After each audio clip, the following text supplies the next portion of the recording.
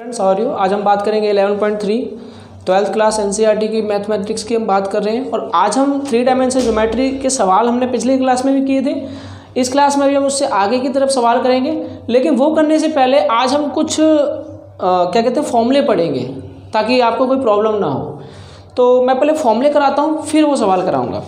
तो हमारे पास 11.3 है और आपको अब मैं बताता चलता हूँ कि पहले जो आपका एक फॉर्मूला है डैट इज कि अगर आपको एक प्लेन गिवन हो और प्लेन की क्या क्या कंडीशन है कि प्लेन की नॉर्मल फॉर्म गिवन हो। नॉर्मल का मतलब क्या है, सुनना ध्यान से, कि अगर आपके पास एक प्लेन है, ये प्लेन है और इस प्लेन पे ऑरिजिन से आपको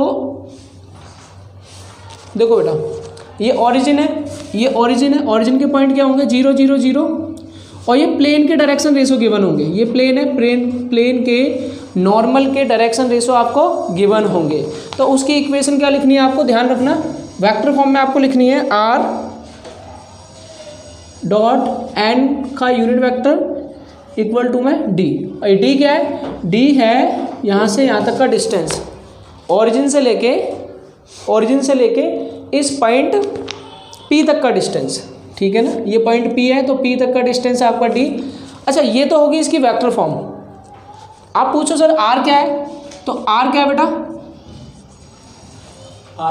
अनुज r क्या है बेटा, व्हाट इज r? r एक जनरल वेक्टर है, r एक जनरल वेक्टर है, नॉर्मल नहीं जनरल वेक्टर है। r एक जनरल वेक्टर है जो कि प्लेन पे कहीं भी हो सकता है। r एक तरीके से कह सकते हो कि वो एक पॉइंट है ऑरिजिन से, और उसको हम लेते हैं हमेशा x i डायरेक्शन में, y j डायरेक्शन में और z k। इतना समझ में आ गया। r क्या है, r हमेशा क्या होगा आपका, कोई जनरल वेक्टर होगा प्लेन पे।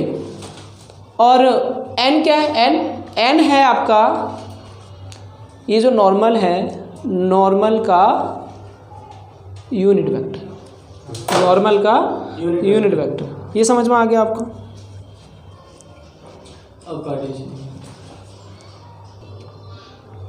अच्छा ये समझ में आ गया, तो r समझ में आ गया आपको क्या है, तो ये है। और n क्या है, n ये जो नॉर्मल है, नॉर्मल का यूनिट वेक्टर। और इसको कैसे लिखेंगे,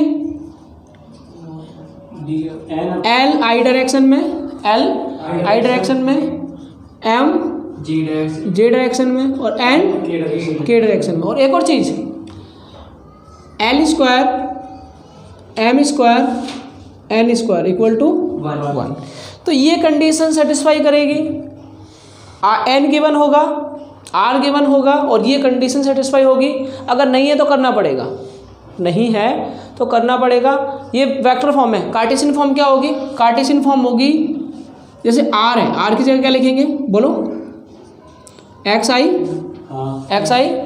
फिर yj और zk डॉट n क्या है बेटा, li plus mj plus nk equal to d हमारा डिस्टेंस। इसको मल्टीप्लाई करेंगे क्या आएगा जी, lx प्लस में x को देखो i को i से मल्टीप्लाई करेंगे तो आएगा lx my nz equals to d. This is the Cartesian form. Cartesian form. इतना समझ में आया, नोट कर लो। अब हम ये आपने नोट कर लिया। अब हम अगली बात करेंगे कि equation of plane perpendicular to a given vector and passing through the point. देखो क्या लिखा है, equation of plane passing through the vector perpendicular to given vector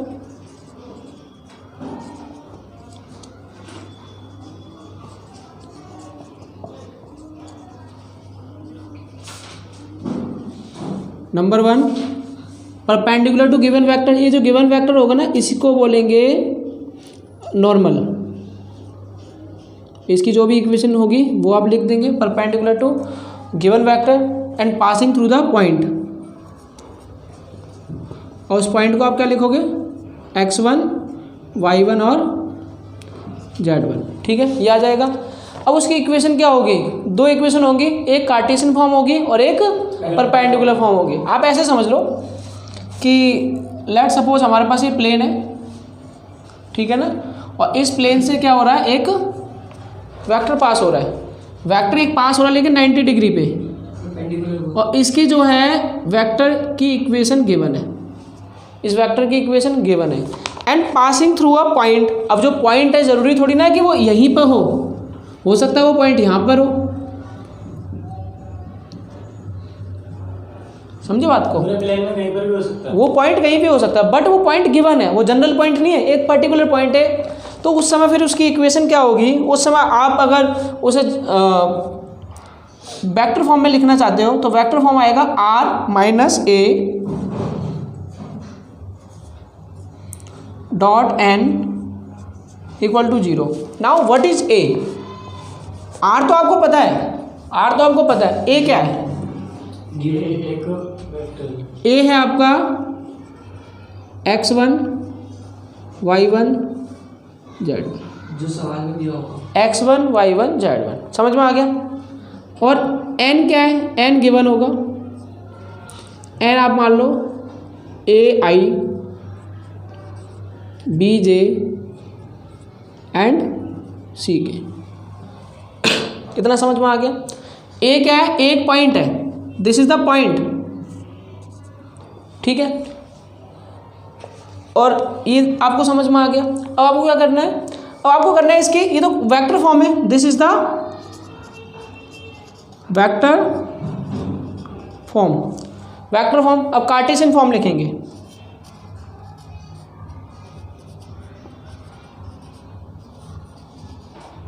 Cartesian form क्या आएगी, r में से a माइनस करना है, r में से a, r क्या है x और a क्या है ये, तो आंसर आएगा, ध्यान से सुनिए, आंसर आएगा, इसको हम ऐसे लिखेंगे r माइनस a, मतलब x minus x1 plus y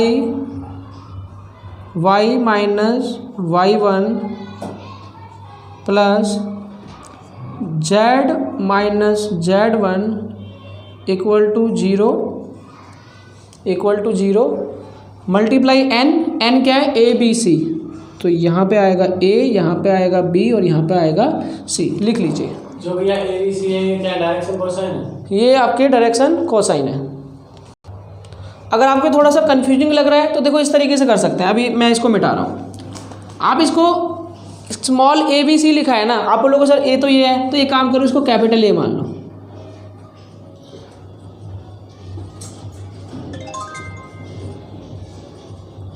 सुनो, लेकिन a b c क्या है, ये a b c क्या है, ये डायरेक्शन रेशियो हैं।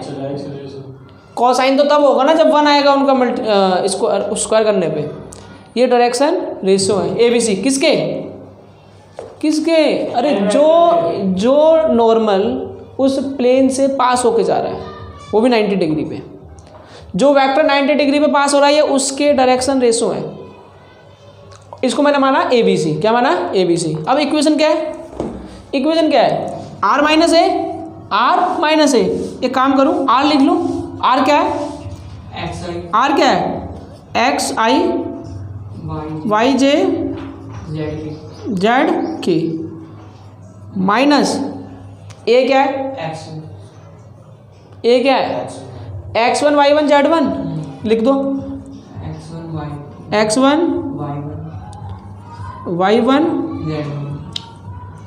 z1 डॉट n क्या है बेटा, n क्या है, vector node A I B जे,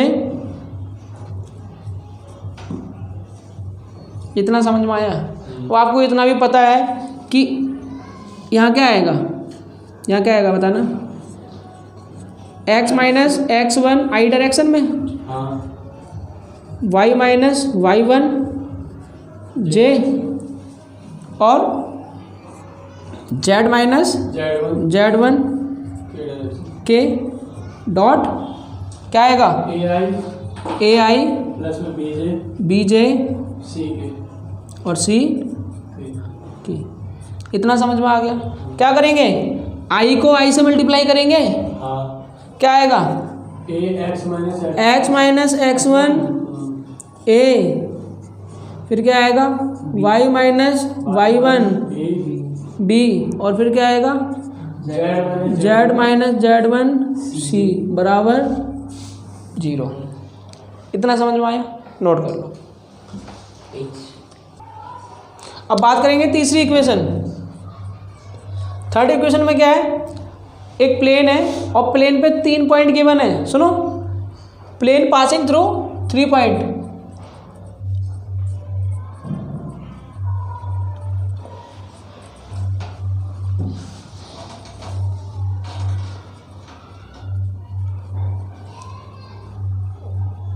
अगर 3 पॉइंट हैं तो उस केस में हम क्या करेंगे, ये आपके पास क्या है, प्लेन है, और प्लेन में आप ऐड कर लो कि इसमें 3 पॉइंट है, ठीक है ना। जैसे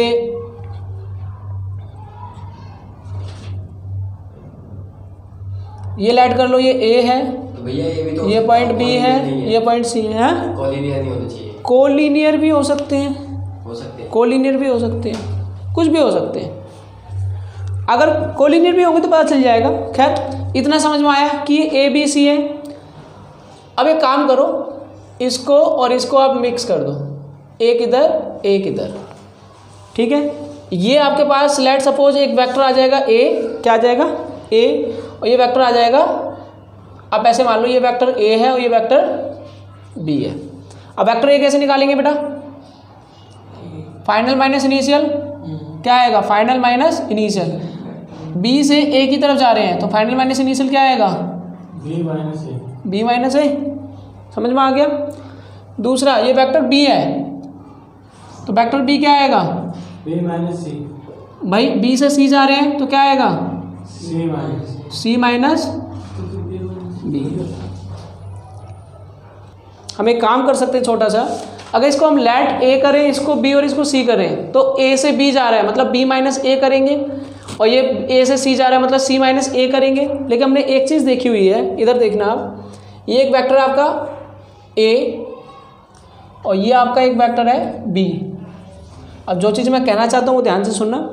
जब ए और बी का क्रॉस मल्टीप्लाई करते हैं, मतलब कि ए क्रॉस बी करते हैं, तो उसकी डायरेक्शन कहाँ पे होगी बेटा, उसकी डायरेक्शन होगी ए से बी की तरफ, ए से बी की तरफ।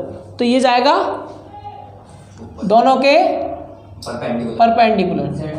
तो ये जो डायरेक्शन होगी that will be A cross B. ये समझ में आ गया, ए क्रॉस बी, यानी यहाँ पे जो ए क्रॉस बी की डायरेक्शन होगी वो कहाँ होगी, above the plane, above the plane, plane से ऊपर की तरफ। इतना समझ में आ गया। अब यहाँ पे एक पॉइंट है आर, क्या पॉइंट है आर, आर आपको पता है एक जनरल पॉइंट है। अब इनको एक काम करो, आप इसको मिला दो और इसको आप मान लो लेट सी, तो सी क्या आएगा, सी क्या आएगा बोलो, R minus A. Is it clear. अब आपको करना क्या है, ध्यान से सुनना। अगर मैं सी को, किसको, सी को मल्टीप्लाई करूँगा ए क्रॉस बी से, आंसर क्या आएगा 0। अब सी ऐसे है और ए क्रॉस बी उसके परपेंडिकुलर है। भाई सी ऐसे है और ए क्रॉस बी उसके परपेंडिकुलर है, तो दोनों का डॉट प्रोडक्ट क्या आएगा 0, क्या आएगा 0 आएगा। अब सी की जगह क्या लिखेंगे, R minus A, dot A की जगह क्या लिखेंगे, ए की जगह बी का B minus A cross B के सी का vector C minus A equal 0। इतना समझ में आ गया। अब एक चीज़ और बता रहा हूँ, इधर ध्यान दो, एक चीज़ और बता रहा हूँ। और आप मुझसे पूछो सर व्हाट इज ए, ए तो पता होना चाहिए। तो ए है हमारा यहाँ पे x1 y1 एंड z1, मतलब पॉइंट है। बी क्या है यहाँ पे x2 y2 z2। सी क्या है यहाँ पे x3 y3 एंड z3। ये कौन सी इक्वेशन है? ये आपकी वेक्टर फॉर्म है, ठीक है। कार्टेशियन फॉर्म क्या आएगी? कार्टेशियन फॉर्म में आप क्या करोगे? r माइनस ए, r माइनस ए, r क्या है आपका? ये, और a क्या है आपका? ये, तो इसमें से आप ये माइनस कर दोगे, ठीक है। x minus x1 i direction में, फिर y minus y1 j direction में, फिर z minus z1 k direction में। अब मल्टीप्लाई करना है b माइनस ए से और c माइनस ए से। अब b माइनस ए को c माइनस ए से कैसे मल्टीप्लाई करेंगे वो ध्यान से सुनना। उसके लिए बनानी पड़ेगी आपको एक मैट्रिक्स। क्रॉस का मतलब मैट्रिक्स होता है, और मैट्रिक्स कैसे लिखेंगे ध्यान से सुनना। यहाँ लिखेंगे i, यहाँ लिखेंगे j और यहाँ लिखेंगे k, और पहले आएगा b माइनस ए। पहले क्या आएगा? b माइनस ए। b माइनस ए का मतलब है x2 minus x1 y2 minus y1 and z2 minus z1, और नीचे क्या आएगा? x3 minus x1 y3 minus y1 and z3 minus z1। जब आप इसे सॉल्व करेंगे तो वो आपकी कार्टेशियन इक्वेशन आ जाएगी। नोट कर लीजिए। इक्वल टू में क्या आएगा? इक्वल टू में 0 आएगा। तो अगर जब इसको सॉल्व करेंगे तो आंसर आएगा x minus x1 y minus y1 z minus z1 और x2 माइनस x1। तो ये आपका जो है, इसको सॉल्व करोगे आप तो आपकी इक्वेशन आएगी कार्टेशियन फॉर्म में। इतना समझ में आया? ये कब अप्लाई होगा? जब plane passing through the 3 non collinear point. Non collinear, समझ में आ गया? बोलो बेटा, कोई दिक्कत परेशानी? नहीं।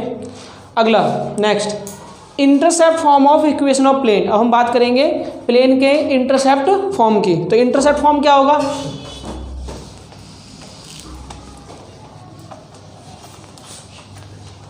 देखिए आपके पास क्या है? 3 एक्सिस होते हैं, एक्स एक्सिस, वाई एक्सिस और जेड एक्सिस। लेट्स से कि जो प्लेन है वो एक्स वाई और जेड एक्सिस पे इंटरसेप्ट कर रहा है। यहाँ पे एक इंटरसेप्ट कर रहा है, यहाँ पे पॉइंट होगा ए 0 0। कुछ इंटरसेप्ट वाई एक्सिस पे कर रहा है, वाई एक्सिस पे क्या पॉइंट होंगे बेटा? 0 भी 0, 0 भी 0, और कुछ पॉइंट यहाँ पे 0 0 सी। अब इनको, अगर ये कोई प्लेन है जो इन तीनों से मिलके बन रहा है तो उसकी इक्वेशन क्या होगी? तो यहाँ पे देखिए, तो यहाँ पे क्या होगा? प्लेन इंटरसेप्ट फॉर्म, प्लेन की इंटरसेप्ट फॉर्म क्या होगा?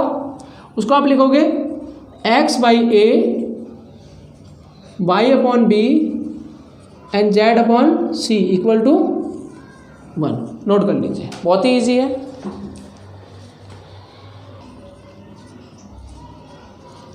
अब हम बात करेंगे equation of plane passing through the intersection of 2 plane. जो प्लेन दो, इस प्लेन की इक्वेशन हमें फाइंड करनी है। इस प्लेन की इक्वेशन पाई लेट कर लेते हैं, ठीक है। और ये प्लेन क्या आएंगे? पाई 1 और पाई 2, ठीक है। अब लेट करते हैं plane passing through the intersection of 2 plane, intersection of 2 plane.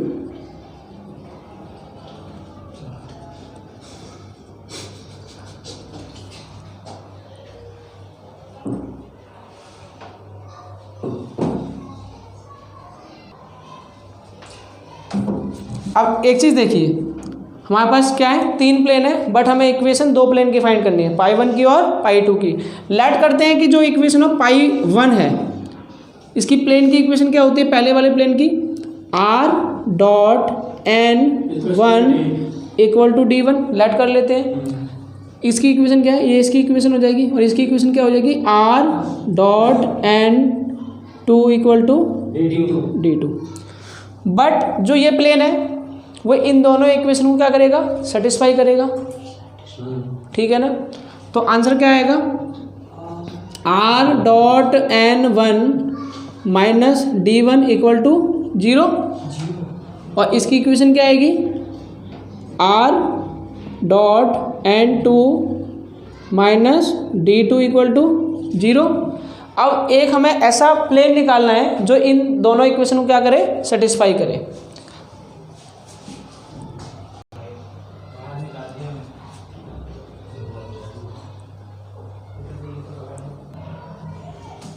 तो अब हम क्या करेंगे, इन दोनों इक्वेशन को क्या करेंगे, सेटिस्फाई होगी इक्वेशन। तो फिर क्या करेंगे, एक इक्वेशन लेंगे, जैसे ये इक्वेशन फर्स्ट है और ये इक्वेशन सेकंड है, और जो हमारा थर्ड प्लेन होगा वो इन दोनों इक्वेशन को क्या करेगा, सेटिस्फाई करेगा। तो इसको हम ऐसे लिखेंगे कि equation of third plane will satisfy the equation of first and equation of second.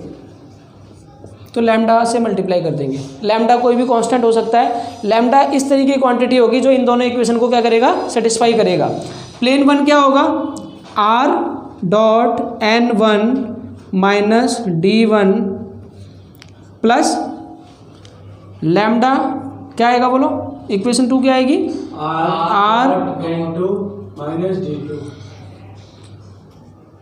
r.n2 minus d2 equal to 0। तो ये है वेक्टर फॉर्म, ये है आपकी वेक्टर फॉर्म।